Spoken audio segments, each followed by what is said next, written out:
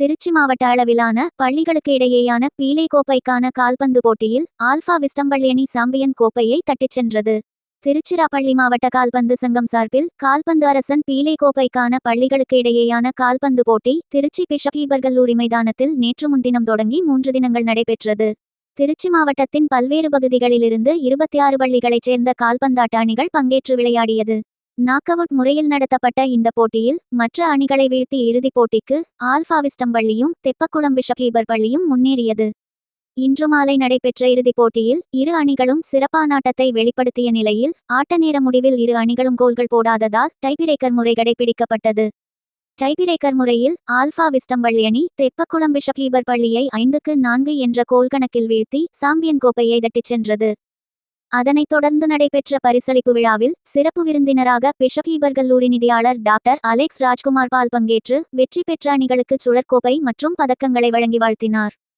இந்த நிகழ்வில் திருச்சிராப்பள்ளி மாவட்ட கால்பந்து சங்கம் மாவட்ட செயலாளர் செந்தில்குமார், தலைவர் உக்கிரமாகாளி, பிஷப் ஹீபர் கல்லூரி உடற்கல்வி இயக்குனர் பால்ராஜ், நடுவர் சங்க செயலாளர் தம்புராஜ், பொருளாளர் இலியாஸ் ஷெரீப், செயற்குழு உறுப்பினர்கள் மணிமாறன், ராஜேஷ், மாணவர் கிளப் செயலாளர் துரை உள்ளிட்டோர் கலந்து கொண்டிருந்தனர்.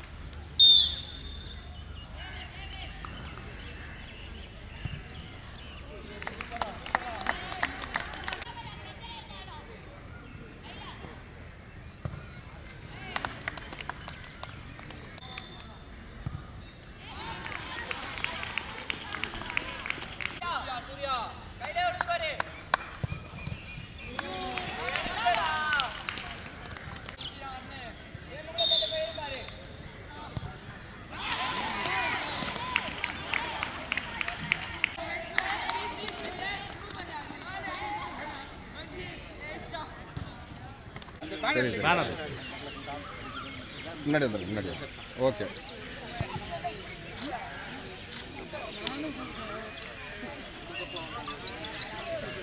சார் அப்படியே இருங்க. நீங்கள் பாட்டு சிரிங்க, பேசுங்க.